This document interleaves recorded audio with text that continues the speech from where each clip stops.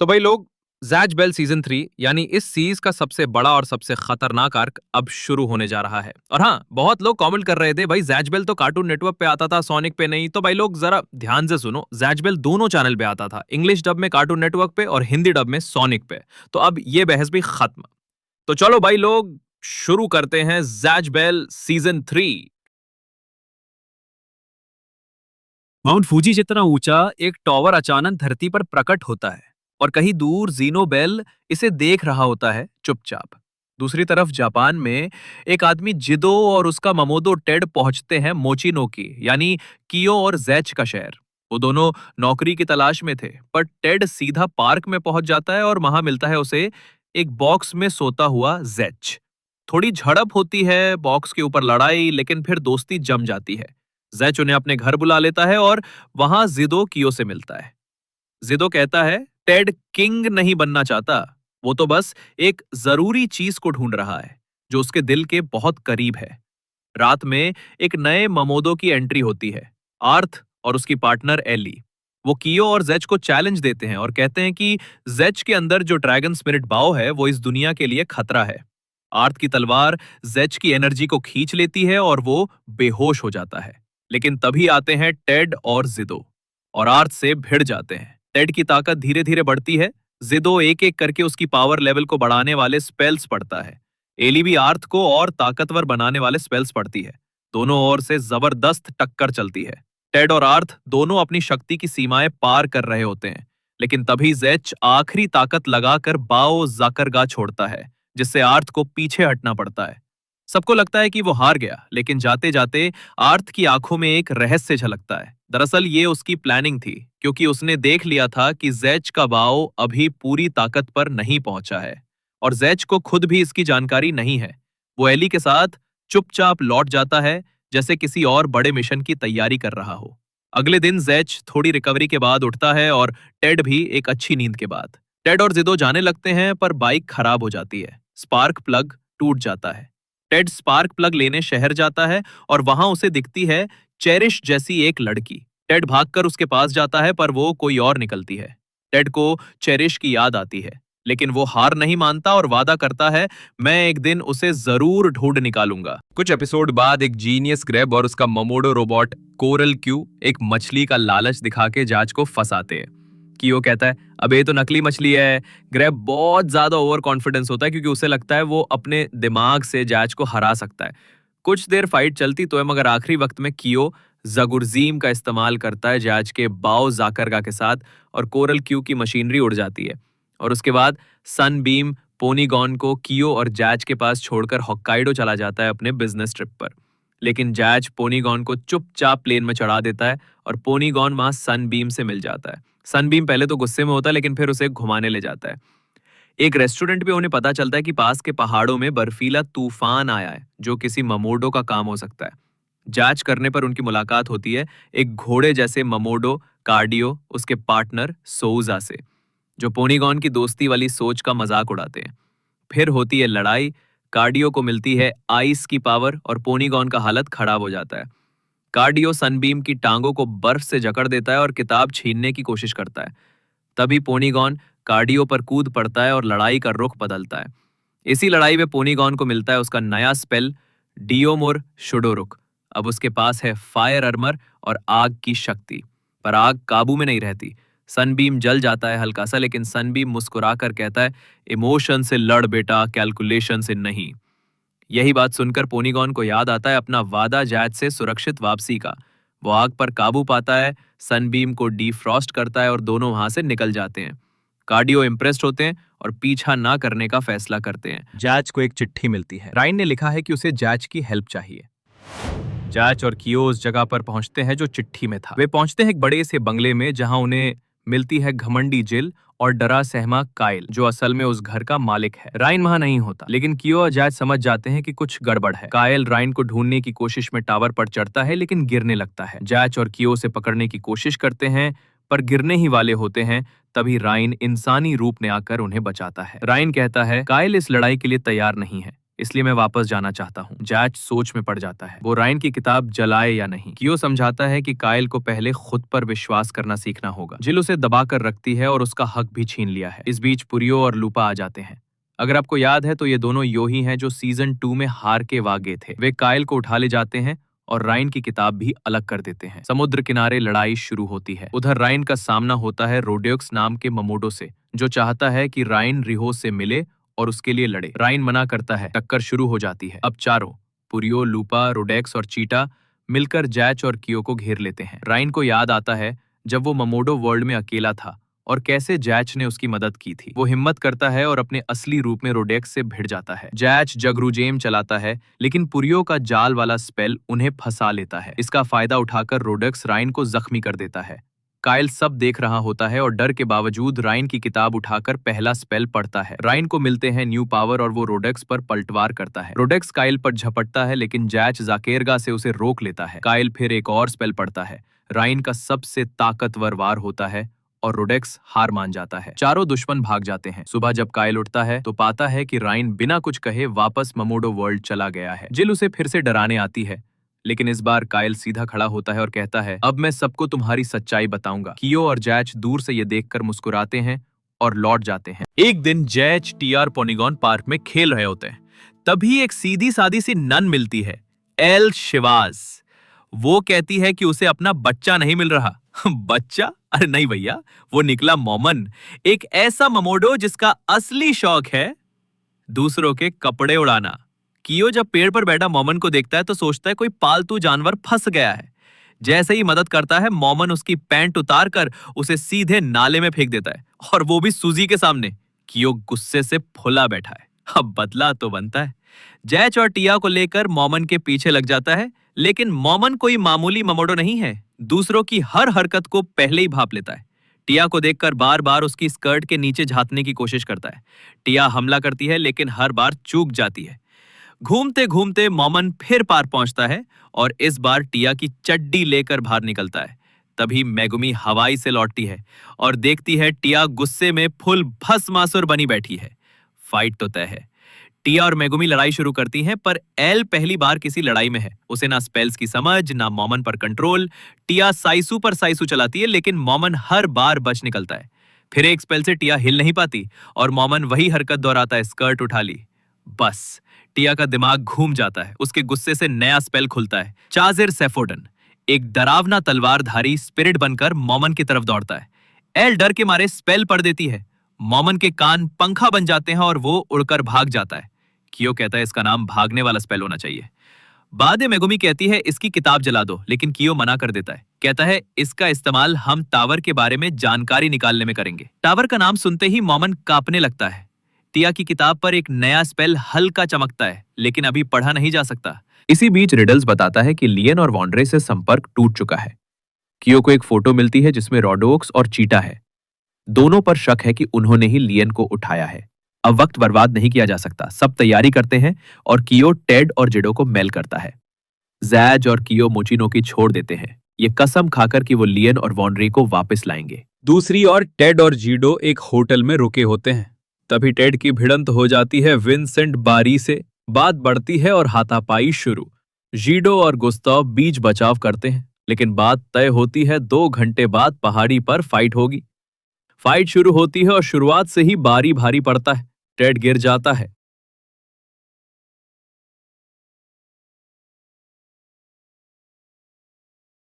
अभी एक फूल देखता है और उसे चेरिश की याद आती है। अब टेड का जोश लौटता है, फुल टॉप गियर में आ जाता है। बारी भी अपना सबसे ताकतवर जादू चलाता है। लड़ाई बराबरी की होती है। दोनों अपनी जगह से हटते हैं, लेकिन कोई नहीं हारता। दोनों अपनी राह पकड़ लेते हैं। उधर कियो, मेगुमी और टिया के साथ टावर की बात करता है। रिडल्स और अपोलो एक एयरक्राफ्ट बुक करते हैं। अपोलो खुद पायलट बने हैं इस मिशन के। एयरपोर्ट पर पूरा ग्रुप इकट्ठा होता है। अब जब टीम पूरी हो चुकी है, कियो मोमन को मनाता है और वो आखिरकार न्यूजीलैंड के पास एक आइलैंड की ओर इशारा करता है।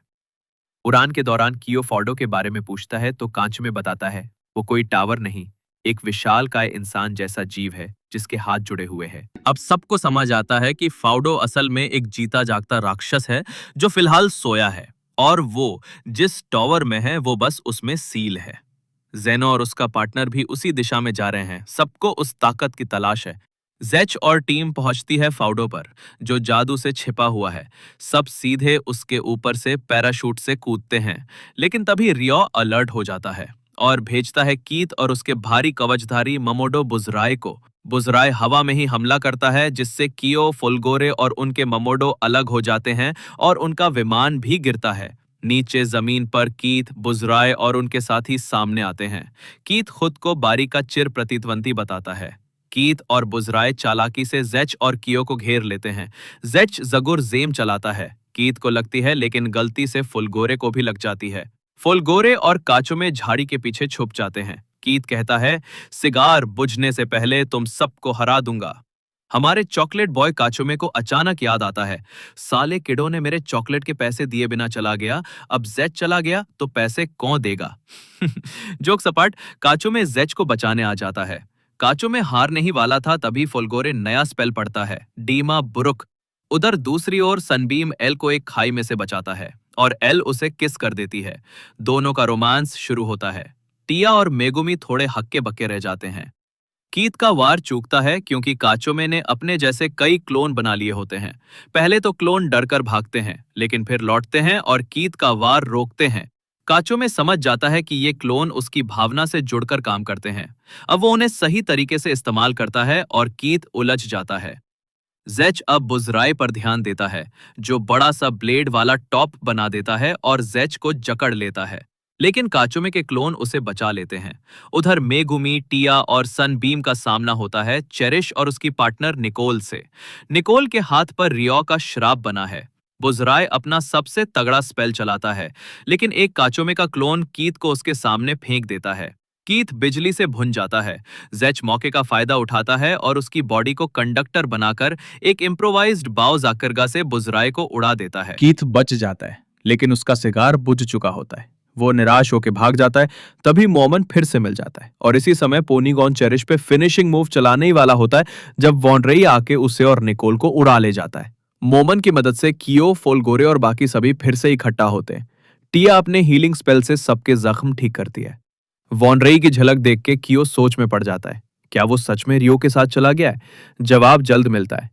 एक अफ्रीकी लड़का अलीशी और उसका ममोडो रिया बताते हैं कि रियो अब फाउडो को अपने बल पे नहीं जगा सकता, क्योंकि बुजराई हार चुका है। लेकिन मुसीबत यह है कि अगर फाउडो का सील 4 दिन में नहीं टूटा तो लियन की जान चली जाएगी। कियो सोचता है, अगर जैच के स्पेल फाउडो को जगाने के लिए बुजराई के स्पेल की जगह ले सकते हैं तो शायद लियन को बचाया जा सकता है। अलीशी एक सीधा सवाल करता है, जैच तू क्या चुनेगा, लियन की जान या पूरी दुनिया की सुरक्षा? जैच बिना हिचक जवाब देता है, हम दोनों को बचाएंगे। अलीशी मुस्कुरा देता है। अब वो और रिया भी टीम में शामिल हो जाते हैं। जैच और पूरी टीम फाउडो के अंदर मुंह से दाखिल होते हैं और देखते हैं कि ये टॉवर आधा मशीन है और आधा जीव। जैसे ही वो पेट तक पहुंचते हैं, सामने आता है एक अजीब सा गार्डियन, उनको टिनिटिन। जनाब का नियम है, हर किसी को एक पहेली हल करनी होगी, वरना नीचे एसिड की झील में गिरा दिया जाएगा। कियो अपनी सुलझाई हुई पहेली के बाद सबकी मदद करता है। टीम पेट से सुरक्षित निकलती है। सभी सुरक्षित लिवर में पहुंचते हैं, पर यहां सामने आता है वॉन्डरे। उसके साथ है जारुचिम और उसका इंसानी पार्टनर राउशिन मो। जारुचिम बताता है कि अलेशी भी श्रापित है और जैच को सिर्फ इसलिए साथ ले आया ताकि खुद की जान बचा सके। अलेशी बेहोश हो जाता है। जारुचिम सबकी परछाइयों से उन्हें काबू कर लेता है, लेकिन होश में आते ही अलेशी सबको आजाद कर देता है, पर देर हो चुकी होती है। कांचों में टिया और उनके साथी बंदी बना लिए जाते हैं। अब अलेशी और रिया जारोचिम से लड़ने की तैयारी करते हैं। जारोचिम को कोई मतलब नहीं लड़ाई से। वो वॉनरे को भेजता है, अब अपने ही पुराने साथी से लड़ाई। टीम उस पर नाराज है कि वो रियो के लिए लड़ रहा है, पर अलेशी रिया के स्पेल से जैच, पोनीगॉन, मोमन और उनके साथियों को एक गुप्त रास्ते से निकाल देता है और खुद फिर से बेहोश हो जाता है। कियो और बाकी सब ब्लड सर्कुलेशन वाले हिस्से में भटक रहे हैं और मोमन बार बार गलत दिशा में ले जा रहा है। एल गुस्से में एक थप्पड़ जड़ देती है, अब सुधर जा बेटा। अब मोमन सीरियस हो जाता है, सबको फाउडो के दिल की ओर ले जाता है, जहां मिलता है हार्ट गार्डियन। वो कोई लड़ाई नहीं करता, बस कहता है स्पाइनल कॉर्ड में देख लो। वहां एक नक्शा मिलता है जिसमें एक सेफ्टी डिवाइस दिखता है जो फाउडो को ममोडो वर्ल्ड भेज सकता है। पहुंचने पर मोमन बताता है कि सामने वाले दरवाजे के पीछे दो ममोडो हैं। दरवाजा खुलते ही आते हैं आर्थ, कार्डियो और सूजा। एकदम से हमला करते हैं, लेकिन हल्ला सुनकर सब जाग जाते हैं। आर्थ कहता है कि एल्ली ने उसे यह काम सौंपा है ताकि दुनिया बच सके, क्योंकि एल्ली भी श्रापित है। कियो उसे रोकता है, कहता है बिना कुर्बानी के भी श्राप हट सकता है। आर्थ नोट करता है कि डिवाइस पर वही लिपि है जो स्पेलबुक पर होती है, और मान जाता है कि वो उसे डिकोड करेगा। सिर्फ 1 घंटे में आर्थ कियो को ममोडो भाषा सिखा देता है, और अब कियो सेफ्टी डिवाइस को प्रोग्राम करने लायक हो जाता है। कियो डिवाइस को चालू कर देता है, लेकिन उसमें 5 घंटे लगेंगे पूरी तरह एक्टिव होने में, और वो तभी शुरू होगा जब फाउडो पूरी तरह खुल जाएगा। उधर चौथे दिन की सुबह होने ही वाली है। रियो और उसके साथी सील तोड़ने की कोशिश कर रहे हैं, लेकिन कुछ असर नहीं हो रहा। तभी जैच और कियो आते हैं और उनके साथ मिलकर सील तोड़ देते हैं। समय रहते रियो का श्राप टूट जाता है। लियन और बाकी श्रापित बुक ओनर्स की जान बच जाती है। वॉन री अब फिर से जैच की साइड आ जाता है। कांचो में टिया और उनके पार्टनर्स भी अपनी जेल से निकल आते हैं, और पूरा ग्रुप फिर से एक हो जाता है। सील टूटती है और सामने आता है राक्षसी अवतार में फाउडो। रियो एक मैजिकल जैम स्टोन से जुड़कर फाउडो के साथ मर्ज हो जाता है। फिर वो जैच और उसकी टीम से कहता है, अब मेरे लिए काम करो। पर सब मना कर देते हैं, खासकर जब अब टीम में रिया, कार्डियो, आर्थ और उनके साथी भी साथ है। गुस्से में रियो फाउडो के लेजर तोपों से हमला करता है, पर फेल हो जाता है क्योंकि कियो ने पहले ही उनके कंट्रोल हैक कर लिए थे। अब वो फाउडो के हाथों से हमला करता है। 5 मिनट तक सब लोग जैसे तैसे उससे चिपके रहते हैं। फिर प्लान के मुताबिक सब फाउडो से कूद जाते हैं और फाउडो को समुद्र में गिरा दिया जाता है, कियो की योजना का हिस्सा। लेकिन ट्विस्ट आता है, फाउडो तैरना भी जानता है। अब रियो उसे जापान की तरफ मोड़ देता है और सेफ्टी डिवाइस को डीएक्टिवेट कर देता है। अब फाउडो पृथ्वी पर फंस गया है और टीम को समुद्र में अकेला छोड़कर रियो भाग जाता है। पहली प्लान फेल हो गई, तो जैच और टीम नया प्लान बनाते हैं। अब सीधे फाउडो के दिमाग में घुसेंगे। पॉनीगॉन और कार्डियो की मदद से टीम फिर से फाउडो में घुसती है। सब लोग 2 ग्रुप में बंट जाते हैं। कियो, मेगुमी, लियन और अलेशी एक तरफ, वहीं एली, फॉलगोरे और बाकी दूसरी तरफ। कियो की टीम का सामना होता है रोडेयक्स और चीटा से, तो वॉन रेई और लियन उन्हें रोकते हैं। दूसरी टीम फांगो और जेडन से भिड़ती है। इधर वॉन रेई का पलड़ा भारी पड़ता है, लेकिन रोडेयक्स खुद की क्लोन बना लेता है। लियन पर हमला होता है, लेकिन वॉन रेई उसे बचा लेता है। फिर रोडेयक्स चीटा को भी फाउडो का पावर देता है, लेकिन वॉन रेई का राव टिपोरेन दोनों को चित कर देता है। दुर्भाग्यवश वॉन रेई की किताब जल जाती है और वो ममोडो वर्ल्ड लौट जाता है, अपनी पट्टी लियन को देकर। फॉलगोरे वाली टीम अब फांगो और जेडन से लड़ रही है, लेकिन कार्डियो और पॉनीगॉन के स्पेल्स आपस में टकरा रहे हैं। थोड़ी बहस भी होती है। फिर एली और एले दोनों देश को बचाना है कहकर सबको सीरियस कर देती है। मिलकर दोनों दुश्मनों को हराते हैं। कियो की टीम का सामना होता है जारोचिम और उसके साथी ग्यारोन से। लेकिन बीच में जारोचिम खुद को लियन बनाकर सबको कंफ्यूज करता है, पर कियो उसकी बातों से पकड़ लेता है कि वो नकली है। जारोचिम रोडेयक्स की किताब जलाकर उसे हटा देता है। अलेशी और रिया अब जारोचिम से लड़ने को तैयार होते हैं। अलेशी और जारोचिम की लड़ाई चलती है। फ्लैशबैक से पता चलता है कि अलेशी पहले रियोह की गैंग ज्वाइन करने से मना करता है, तब जारोचिम ने उसके गांव वालों को धमकाया था। अब फिर चालाकी से अलेशी को गुमराह करता है, तभी टेड और जीडो आकर सबको बचाते हैं और जारोचिम को घायल करते हैं। फोलगोरे की टीम का सामना फिर से कीथ से होता है। कीथ तिलमिला जाता है, सब पर हमला करता है, लेकिन तभी बारी और गुस्ताव आते हैं और कीथ को रोकते हैं। ग्रुप भागकर आगे निकल जाता है। कियो की टीम को अब चेरिश और निकोल मिलते हैं। टेड चेरिश से कहता है कि वो वही लड़की है जिसे वो ढूंढ रहा था। चेरिश गुस्से में है, सोचती है टेड ने उसके माता पिता को मारा। टेड सफाई देता है कि उसने नहीं मारा, वो बस उस जगह पर पहुंचा था। तभी फॉर्डो का हार्ट गार्डियन आकर चेरिश की किताब जला देता है। चेरिश टेड को माफ कर देती है और ममोडो वर्ल्ड चली जाती है। टेड को एक नया स्पेल मिलता है और वो हार्ट गार्डियन को हरा देता है, लेकिन खुद बेहोश हो जाता है। अब रियो को घेर लिया जाता है। उसका असली बुक ओनर बानिकिस उसकी छाती में छुपा होता है। वो बाहर आता है और रियो को ताकतवर बना देता है। रियो सबको बेहोश कर देता है। तभी जेनो और डूफर्ट आते हैं, रियो को चुटकियों में हरा देते हैं और रत्न ले लेते हैं। जियाच की टीम होश में आती है, लेकिन अब कंट्रोल रूम पर जेनो का कब्जा है। जेनो जियाच और कियो को बुलाकर अपना सच बताता है। वो जियाच का जुड़वा भाई है जिसने उसकी यादें मिटा दी थी। डूफर्ट एक एस्पर है जो इंसानों से नफरत करता है क्योंकि उस पर एक्सपेरिमेंट हुए थे। वो अब फाउडो का इस्तेमाल कर इंसानों को खत्म करना चाहता है। जेनो बताता है कि उसके पिता ममोडो किंग ने जियाच को बाव दिया था जो उसे चाहिए। तभी टिया का बुक चमकता है और उसका नया स्पेल तैयार हो जाता है। जेनो जिगार्डिरस जाकरगा से हमला करता है, लेकिन टिया का नया स्पेल चाजिर सेशर्डन एक एंजेलिक शील्ड बना देता है। टिया और मेगोमी बेहोश हो जाती हैं। अब जियाच और कियो ही अकेले हैं। डूफर्ट कियो के मन में झांकता है, लेकिन वहां उसे सारे दोस्तों की यादें मिलती हैं। वो टूट जाता है और स्पेल कास्ट नहीं कर पाता।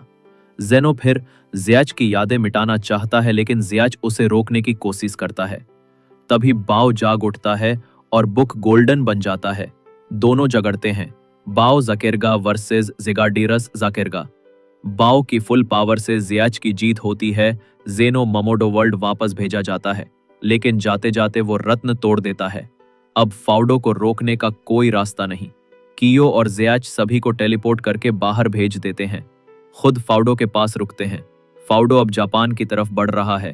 तभी ब्रागो और शेरी आते हैं और फाउडो को रोक लेते हैं। जियाच और कियो समुद्र किनारे पहुंचते हैं और जियाच का सबसे बड़ा बाव जकेरगा मारते हैं।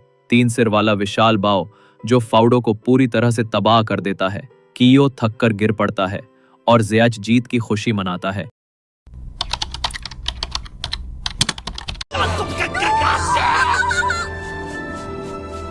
ブラゴー、チェリー、お久しぶりなのだ。元気だったよね、ガッシュ、清丸。名前を呼んでくれたのだ。